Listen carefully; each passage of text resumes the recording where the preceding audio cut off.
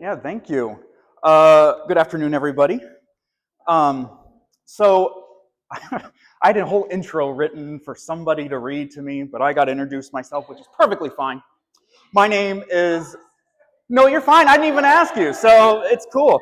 So my name is Evan Halpane. I'm the guy who's been walking around in the nicest suit in the whole place, sticking out like a sore thumb in my awesome blue.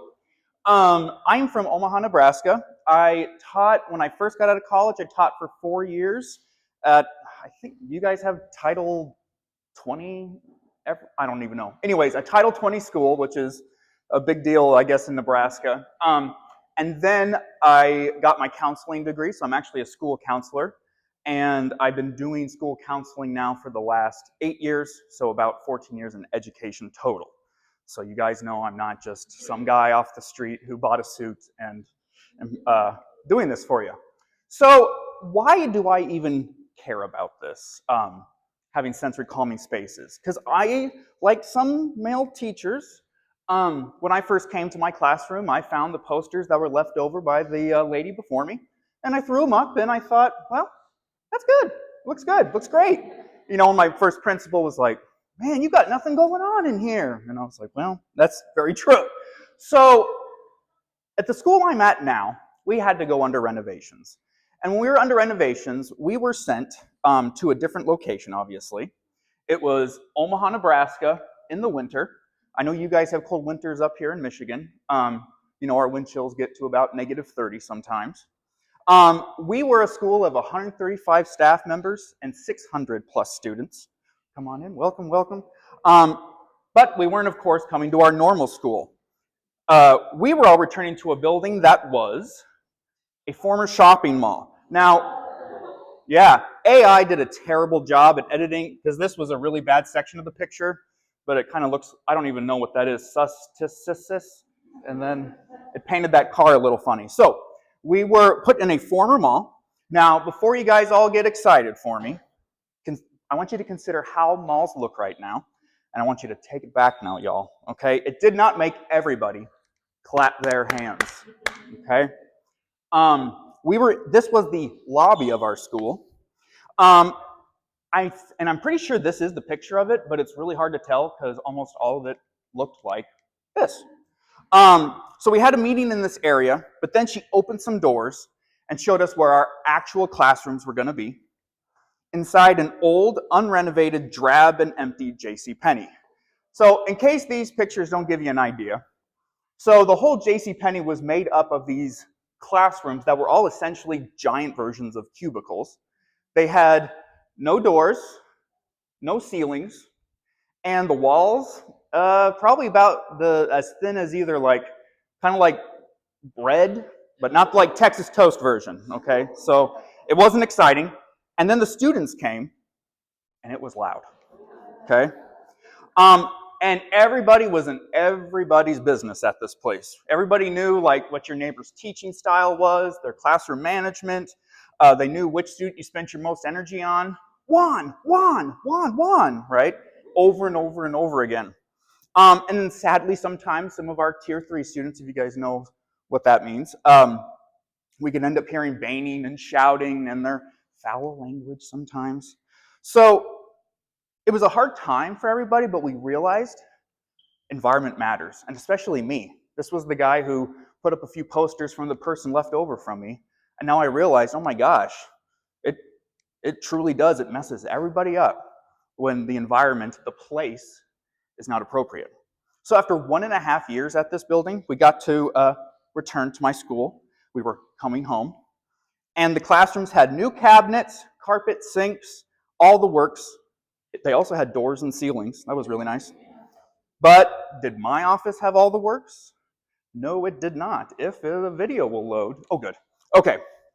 So I had the same old cabinets. I had the same colored walls. So I was pretty disheartened. My new space was as bad as my temporary one that they gave me at the mall. And I asked myself, how could I bring students in here? Oh, look, there's me in sports clothes. Which is what I'd rather be wearing, but that's all right. So this led me to start researching, how do you make a place where other people would want to go? Frankly, children or adults. I wanted to change how the look and the feel and the vibe was to my office, and maybe figure it out for others as well. So I did, but I need to be clear. I'm not an interior designer or decorator. I'm not that like duo from Love It or List It who always have these quippy comebacks to each other. Usually when somebody insults me, I'm like, ah, I don't know what to say. I may be as handsome, but I'm not a property brother, and I cannot design homes like Joanna Gaines and make millions of dollars. I'm not a sound engineer, a composer, or Taylor Swift. I'm not an essential oil salesman or a neuroscientist. And lastly, I am the cook at my house, but I'm not a professional chef or food scientist. These all make sense later. Right now you're like, well, yeah, what the hell is he talking about? I am, however, a mental health professional who knows through research and experience what visual stimuli in a room can calm people down. I am a school counselor who, through information and observation, knows the sounds that induce contentedness. I am an educator who knows through natural smells what can infect with relaxation. Usually infect's a bad word. And I am a human who, reading and personal experience, knows certain textures and taste, because they're very highly connected, can either reset a person's emotional being or calming the soul. So, let's see here. The next slide. All right. So we're going to play a game here. It's going to, I think, give you guys the idea of what I'm getting at here, besides having to see a former mall. So we're going to play Guess What Decade This Classroom is From. All right. So, and feel free to shout at your answers once I mention the classroom. So in this first one here, these students probably thought they were the bee's knees. Anybody know what decade that picture of classroom comes from? Yep, 50s, 60s. I can't remember the exact one on that one, but it is from the 50s or the 60s. How about this one with the groovy orange carpet? 70s. Was that anybody's classroom when they were kids?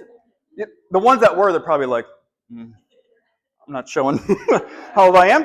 How about this blurry one where they might have been thinking about Time After Time, the song by Cyndi Lauper, the 80s? Yep.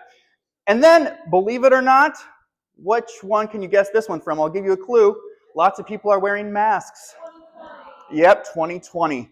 All right, so here's what I need you to do. For like about 30 seconds to a minute, I want you guys to talk with somebody near you about what stayed the same, did anything change, and then from there I'll tell you what I noticed from looking at all these different spaces and classrooms. So I'll give you guys about 30 seconds. Excuse me, sorry.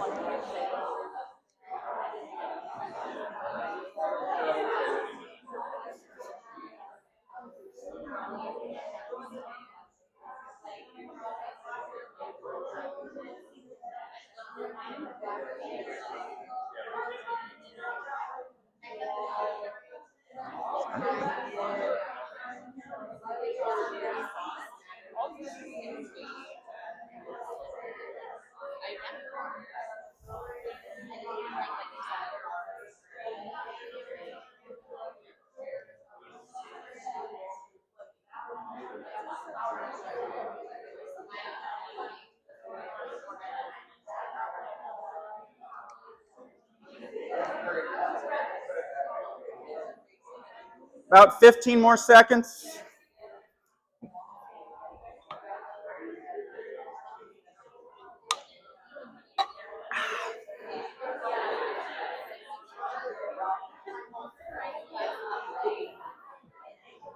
All right, give me 5 or look or sound like you're listening. Sorry, that's what I use with kids. It's the only thing I know to say. Okay, so what stayed the same? Facing forward. What else?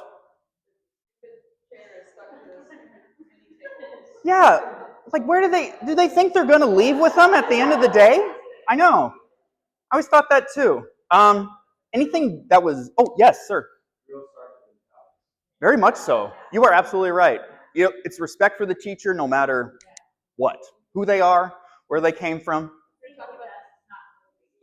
Yeah, you're absolutely right.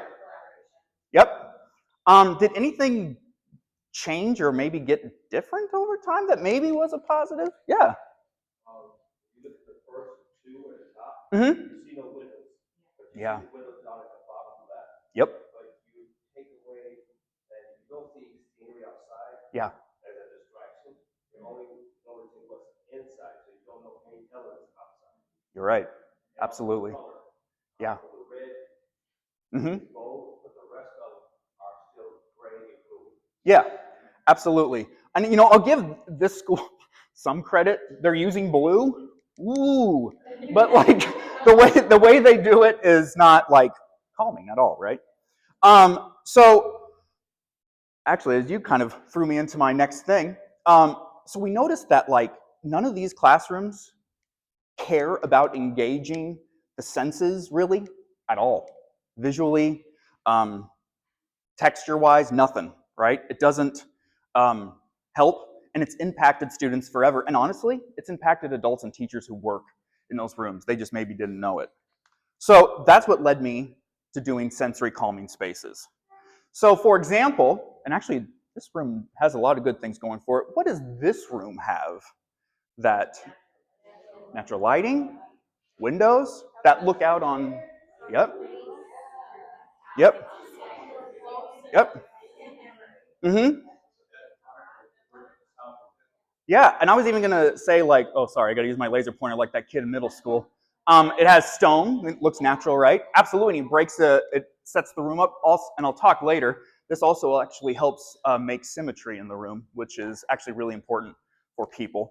So I'm going to teach you guys how you can create this feeling that you might get from this video here. I'm just gonna play about 30 seconds to a minute of it. I want you to think about while I play it, like how are you feeling? How did the video make you feel? How fast are you breathing? And how does your body feel? The speakers were better.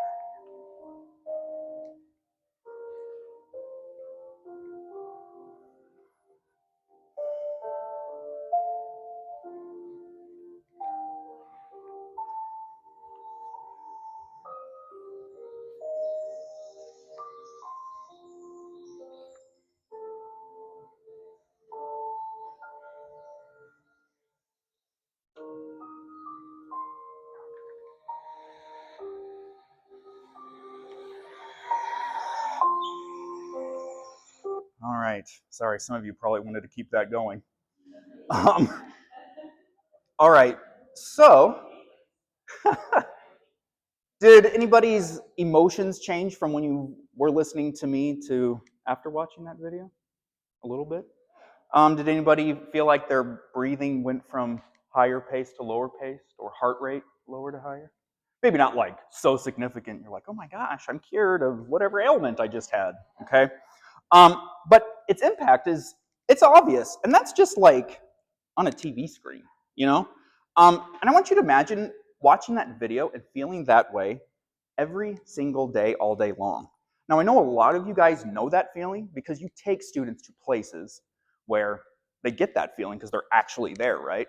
And as much as I wish, and I think all of you do too, that like our schools were basically mobile and we had a new place every day and a new natural setting or even a new building setting, we all have to come back to an eventual classroom, workspace, and things like that. So feeling this way isn't just reserved for that one day or the 2 minutes of watching that video. It can actually be something that you do all day long, all the time. And I'll show you how you guys can do that. So when we first go into a space, sights are the first thing that we use. It's a sense that's available to most humans. So when we create our space, visuals are the absolute number one. If you forget all the other ones or don't do them, visuals are key. So why does it matter? Well, calming colors and visuals can reduce sensory overload and promote a feeling of safety. A lot of you guys probably know some of our students do not come from homes that are safe. We are the number one place they do feel that way. It triggers the parasympathetic nervous system, which is known for the conservation and restoration of energy. These certain sites will slow the heart rate, lower blood pressure, returning the body to relaxation. And when we're relaxed, we learn. It's the opposite of the sympathetic nervous system, which is what we sometimes are fighting daily, because that's the system that triggers the fight or flight response. So where do you start? Well, you start with nature scenes. Now, some of you might be lucky. You might have this. This is pretty good. There's that building back there. But that lake is pretty decent. So whatever you choose, whether it's your window or a certain nature scene that you find online, and actually right here, if you guys, since I've been at this conference for a while, you can choose pictures of the places that are in your community, really good ones. And so like, hey, guys, remember when we, I don't know, visited Wapanatnak Falls? I don't know, I'm sorry, spacing on a name. Wasn't that great? Oh yeah, we've been there. So when you do pick nature images, the ones that tend to show more relaxation are either ones with sky, water, or actually moving effect. So I showed waterfall, but you can also do wind and trees, or if you're trying to make a connection to like crops and farmland, you can also show wind blowing through corn, wheat, that sort of thing. For my friends who are more modern and seeking a more modern look, symmetrical images and shapes are the best. So a lot of time we see architectural symmetry. Oh, the laser pointer doesn't work on a TV. We see mandalas, and we see abstract art. And then close-up images of natural phenomenon also tend to produce some really good symmetrical images. And I kind of mentioned it, and a couple of others did too, that you can even create symmetry in a room. And without knowing it, that is actually helping create calm as well. You can also have pictures of soft textures.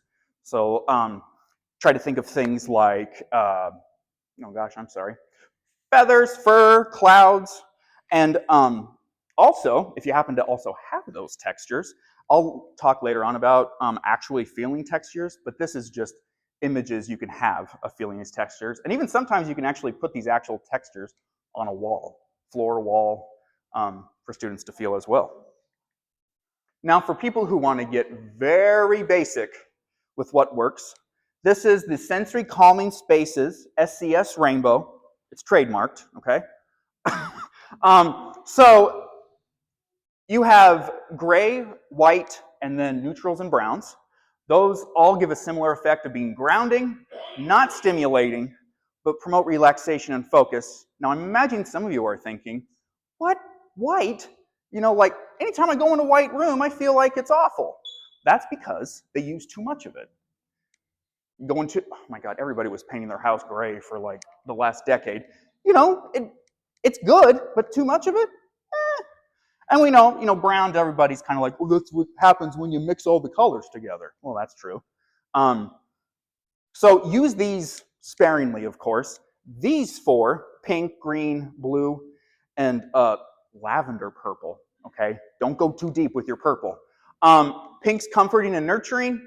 Lavender purple is soothing and gentle. Green, of course, links to nature. The EMU building, there's green everywhere. I was loving that. And then blue, of course, is the best calming color because it has links to sky and water, which is why those nature images end up working so well. These are some different ideas you can do for visual. I will have a resource at the end, an electronic resource, where you will be able to get some of these ideas and more. The only one I could think that's like an educator might be like, what? You want me to do what? Is aquarium and water features. I know that gets a bit up there. Yes, sir. Yeah. Yeah.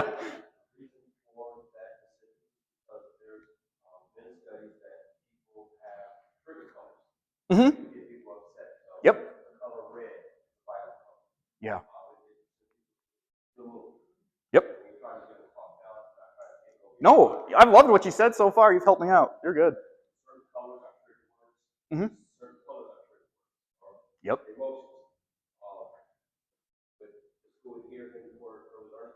Mm-hmm. Awesome. Yep. Yep. Mm-hmm.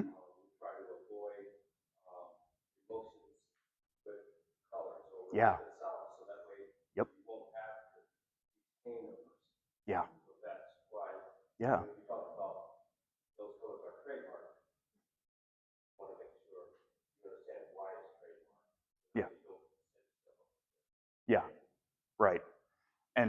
like I love a rainbow, don't get me wrong, but you are absolutely right. When you take those individual colors out, they start having different effects as well. But thank you, I appreciate that. So those are sources. Everybody loves to look at those, and man, is APA style superb. All right, so next is sounds. We first take into space visually, then sounds come in next. A lot of you guys who are taking your students places, there's sounds all over the place. I do know sometimes, we end up with traffic noise or certain things like that. But when you guys take them to those natural environments, they don't know it, but the sounds can provide that calmness. Now, as opposed to classroom noises, what are some noises that usually come from a classroom that probably aren't very relaxing? Yelling, pencil sharpener, water bottles dropping. And these new metal ones, I love them, but they're awful. Yep. Yep. That's right. So most of them we're like, dang, those happen a lot during the day. Ugh. Right? So what sounds do work? So good sounds will activate the auditory cortex, which communicates with the limbic system, which is our emotion center, which will eventually slow the heart rate. It lowers cortisol, which is the stress hormone, and that improves emotional self-regulation and promotes attention. So again, what sounds are needed for that? Nature sounds. Nature sounds are safe and natural environments. You can think ocean waves, forest sounds. A lot of you, honestly, when you do your place-based education, if you just record the sounds of where you're at for a while, if there's no like traffic noise or anything like that, and then put it on loop, you got yourself not only a connection with visuals, you got yourself a connection with sounds, and it's nature sounds. And with this picture, if you act now, you can get all 12 of these nature CDs for just $12.99. That's right, $1 per CD. Call now. That dates me. I was growing up in the 90s. Those commercials were still on. Yep, that's right. All right, so in the next couple of slides, I'm going to play some different sounds. We already sort of heard a nature sound, but I'll play all the different kinds that go from that. Let me get rid of that one because I forgot that one. This is harp music. When you do instrumental music, though, you want to make sure it's either piano, harp, or in the classical family. But here's the thing some people forget. They're like, oh, I love Mozart and Bach. They're great. But some of their songs are really, really fast. And so it desyncs people, actually. So pick songs that are like, and you can even get very specific on YouTube. Classical instruments, 60 to 80 beats per minute. Okay? Because that, beats per minute, is the calm heart rate. Some of you have probably been to a concert where that bass is so vibrating. Even though you're like, yeah, this concert's okay, your heart's going like at 120 beats per minute or more because it's getting your heart to sync with the vibrations that are going on around you. All right, so that's that one. Next, we have the sounds that come from nature and music sounds that like pull them out and get very specific. We've got sorry, I'm going to go through this for a little bit. So first we've got white noise. I know, you guys are like, oh yeah, white noise. They've been talking about that for years. This guy has nothing new to talk about.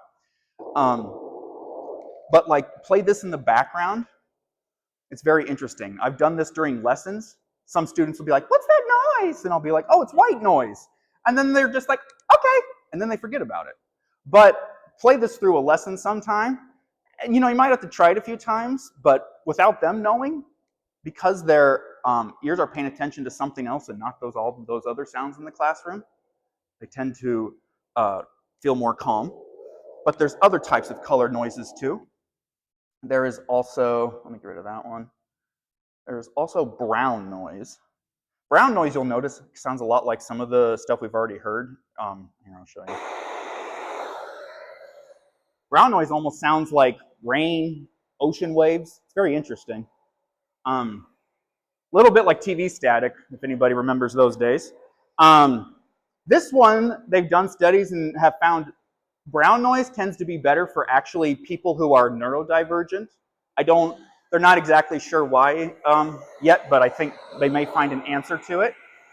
And then we've got pink noise. Now, they're not going to show anything because this video is all about not stimulating visually, but it's kind of like a hybrid of the two. It's in the middle. And it sounds like this. Yes. Mm-hmm. Yeah. Study was that it triggers some people with suicide tendencies Yep. because hearing the repeated sound of rain falling Mhm. causes them to suicide. That's why they were trying to use two sounds at the same time. Mm-hmm. You hear something shimmering, Yep. you also hear something dropping and waxing at the same time. Yeah. To avoid suicide. Yep. And actually, I've mentioned a few, and I'll keep mentioning a few. A lot of the systems that these stimuli work to calm go to parts of the brain that sometimes are, I don't know, I'm running around, they're inefficient at the moment, causing thoughts of depression, anxiety, and suicide. A lot of these stimuli specifically target those um, types. And then I've practiced this a bunch of times, and I'm probably going to say it wrong.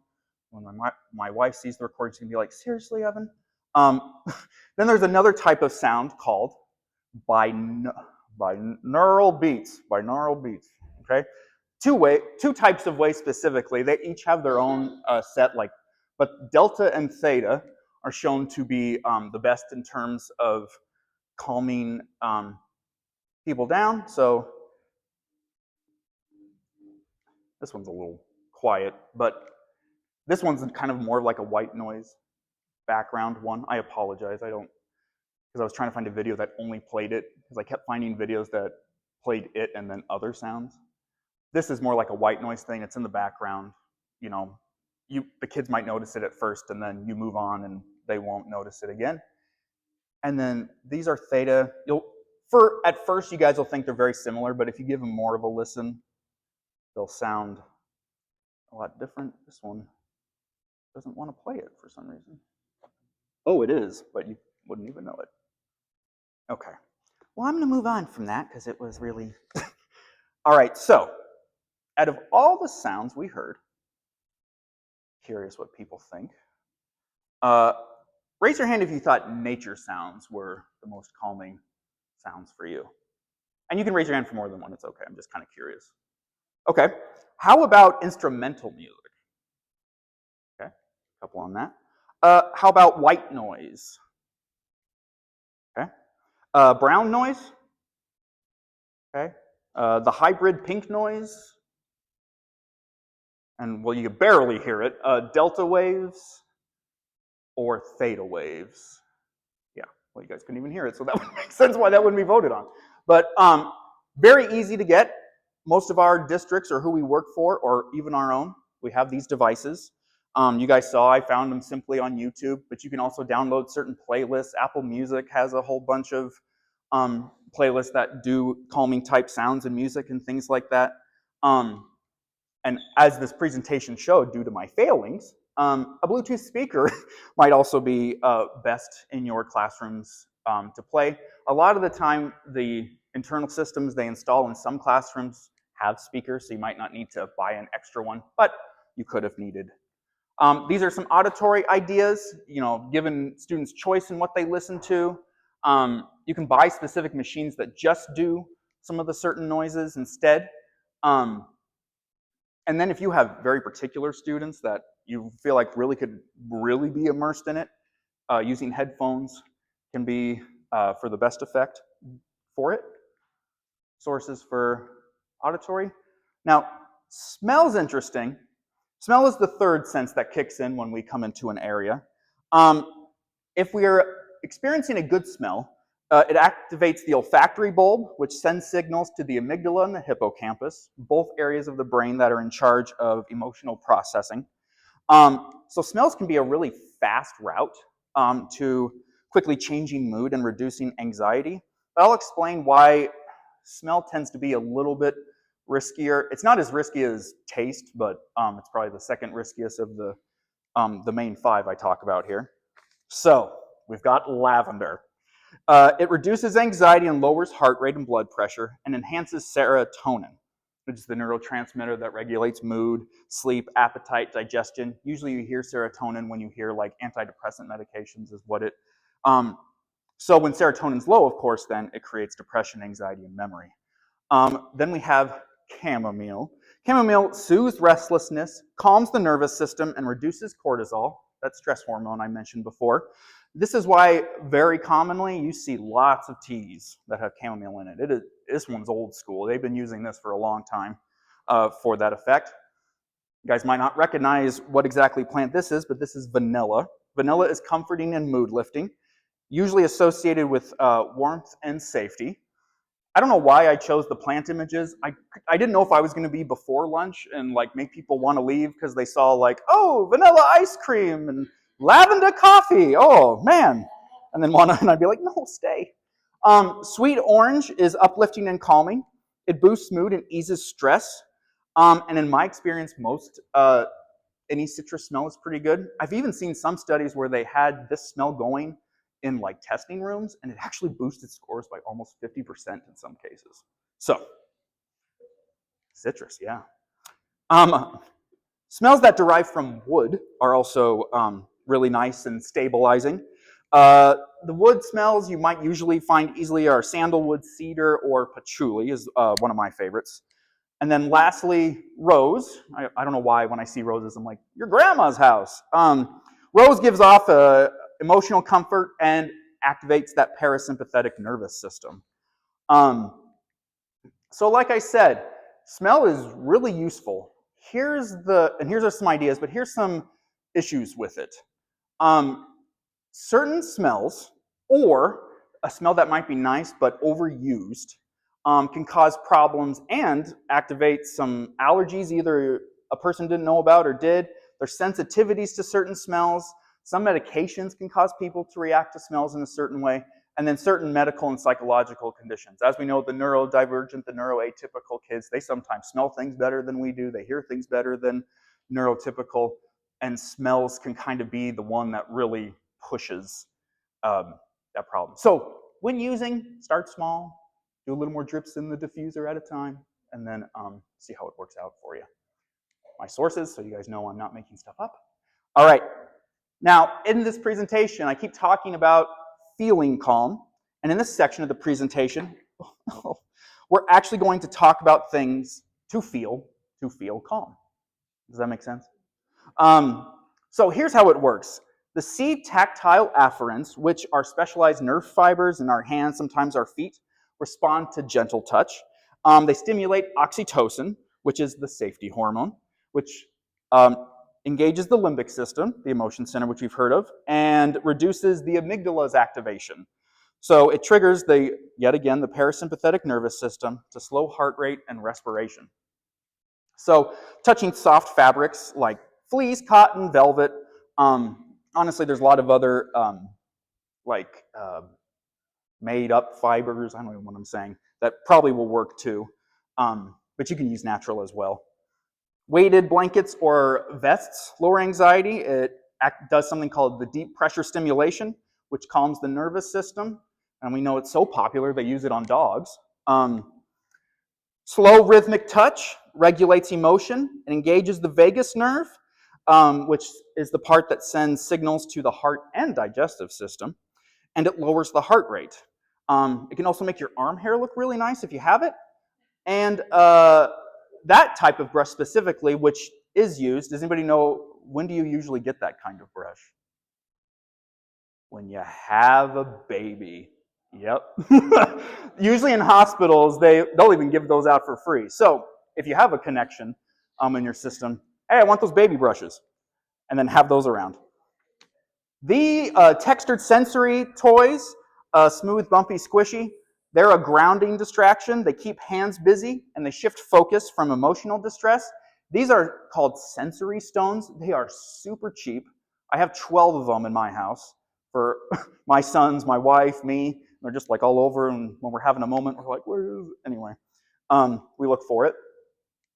Soft clay or Play-Doh can encourage focus and calm, and then that repetitive motion is soothing and refocusing. You can even buy some Play-Dohs that have some of the smells I just talked about in them. And then our favorite, sand, kinetic sand, rice bins. If I were to give any good advice about this one, find sand called sensory sand.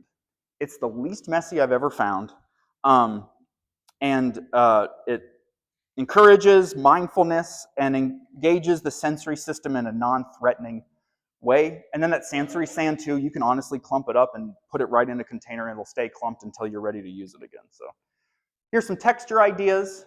Let's see, are any of these I want to mention? Oh, well, I'll mention it later actually. You can actually have like certain walls that have textures on them.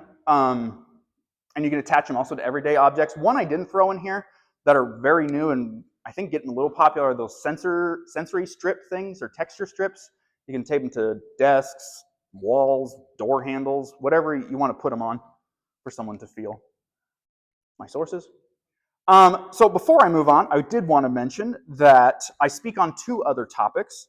One is a lesson structure that I found to be beneficial called Recur. It's that second item there. And then the other topic I speak on is my curriculum called A Healthy Social Emotional Day, which I base off the experience of students' lives. I don't just speak at conferences. I'll come to schools or administration buildings, businesses, organizations, mental health professional organizations. And then if you take this QR code, it's a short survey that you can fill out while listening to the last section that I'll talk about, which is taste stimuli. And then if you need contact info, this is my QR code, and it also describes me as a speaker. There's another document that describes me as a speaker in the one sheet, as a speaker, consulting, and as an educator. I also have business cards at the end if you want to grab a few of those to hand out to colleagues or yourself. I'll give a few more seconds, and then I'll switch. And I'll have that come back. Okay, so taste is the last sense, of course, of the main five I'm going to talk about. Taste is also interesting. Unlike all the other ones, there's not exactly one taste that calms people down. Like, you know those weird people that like Good and Plenty, the black licorice candy? Like, they love it. And then I have it, and I'm like, oh my gosh, like two different things, you know? Like, but it's the same food, right? And there's lots of other ones like that. So what I do more for taste is instead of like, it has to be this, I try to find generalities, I guess, and then base it off the students' needs. So we kind of go for more healthy foods or distracting food, and I'll describe that. So it activates the parasympathetic nervous system. Good taste can slow heart rate, lower stress. If you find a good taste for an individual, it can be tied to good memories, which send safety signals to the brain. And then also with some of these foods, the chewing or like, sucking on a mint motion can help stimulate self-regulation pathways. So naturally sweet foods ease distress, improve mood, trigger dopamine release, which of course is a neurotransmitter associated with comfort and safety. Mild mint can soothe upset stomach and can give a gentle stimulation without feeling overwhelming. Remember, don't go too strong with mint. Some people have really adverse effects with mint, as with some of these tastes as well. Vanilla flavoring, you don't even have to have actual vanilla, like vanillin is the flavoring they use. It's comforting and familiar. I will admit though, it's sometimes kind of texturally, culturally tied, because usually vanilla in general for people who've grown up in America, we're like, that's like one of the first flavors we ever experienced with something. Okay, so keep that in mind, because some other cultures, there's probably a different flavor that might be nicer for them. Sourness, surprisingly, is helpful. It's focus enhancing, it resets the senses, and it can distract from emotional dysregulation. Now, I'm not going to say go up to a kid who's having a moment and say, could you eat this lemon slice, for me? Like, it's, it's not quite that. Yeah, right, but if you got a moment, it might work, right? Chewy or crunchy textures, hopefully Quaker doesn't get mad at me for using the pictures. And then these are some other ideas from all of those different textures and tastes. Again, kind of like with smell, be very careful. Allergies are huge, sensitivities are big. So keep that in mind when it's a particular student checking and asking. So all of this stuff I showed you, you're probably thinking, great, he knows all this stuff. What did he do with it? Well, I'll show you here. So this was my office after I did all the research and bought all the stuff, and anyway, I'll let it finish here and I'll describe each piece as fast as I can because I only have like 4 minutes left.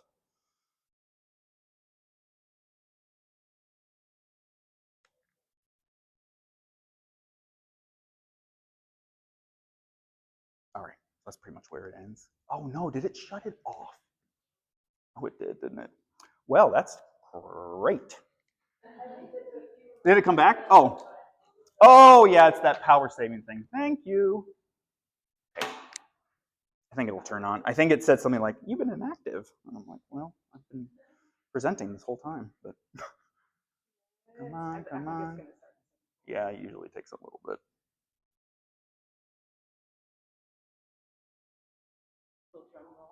Mm-hmm. You need some white noise. You do need white noise, I know. It says it's on. I don't know.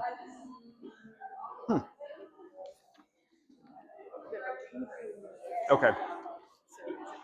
Yeah, I'll end it here. Okay. Oh, it's fine. Give me 5 or look or sound like you're listening. Sorry. Okay, so I'm not gonna get to explain each one. You could see though, I had fake plant panels. That's for 2 reasons: green and textured. You didn't see this, but my other 2 walls, I just used basic blue bulletin board paper. Most of our schools have it. If there's any place to start, that's a good place. I had a diffuser that not only does smells, but does light. The smells I use are patchouli and citrus. What else? Oh, the rug in my office is green and it's soft and fibery. I haven't had any problems with it. One kid did say it looked like I killed the Grinch. I was like, oh, I'm sorry. I thought that was funny. Anyway, so that was pretty much what, just showing you guys how I took the elements. A lot of the time you can combine everything I've talked about into one item at a time, and then in combination with all of those, it works out. So, are there any questions or comments about what I shared today? Yes, Rebecca. Sorry, it's the way I remembered her. I met her earlier. I was curious if you were going to talk at all about like desk arrangement. I have kids in pods right now, but I toy always with flexible seating, like large scale for the whole class. And I just wondered if you've seen any success with that. Seating is really hard because kind of like phonics to whole language, it's kind of like a pendulum. Seating sort of goes that way. Like a lot of you have maybe been around a little while, at least. There's like desks by themselves, so you're focused. But then it's like, put them in groups. And then we're like, oh, stop talking. So then, we put them individually. I have seen some things that actually like you designate certain spaces in your room and you rotate who gets choice first of having students sit in those areas.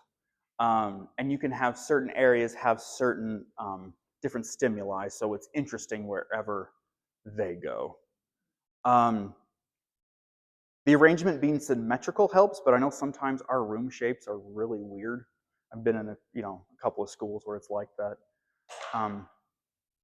But also, like, our desks in our schools, they usually suck. So like giving anything that a desk can be interesting, whether that be a textured thing, some of the smell stuff I talked about, like if a student's not allergic or has an issue, like giving a couple like drips on a cotton ball and putting it in their desk if it's like one of those open ones, that can be something nice. So like making the desk actually like, and if they can afford it, like I've seen it on Amazon, like those $5 cushions. I mean, us adults don't want to sit in those hard chairs. I don't know. Anyway, I digress. Yes?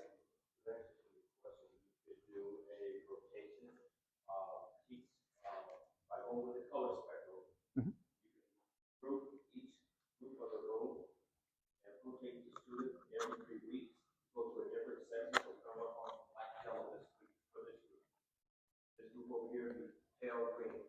This will be soft Mm-hmm. That way, every other third week, you rotate, so they all learn color history of the color spectrum, and then they can shift. By the time you get to the fourth week, you have incorporated something in their topic. So if it's light green, you use light green vegetables. Mm-hmm. Light blue, we talk about blueberry. If it's yellow, we talk about squash. So that way they get a lesson plan for the color and for the mood. So that way they rotate. So that way it incorporates your curriculum.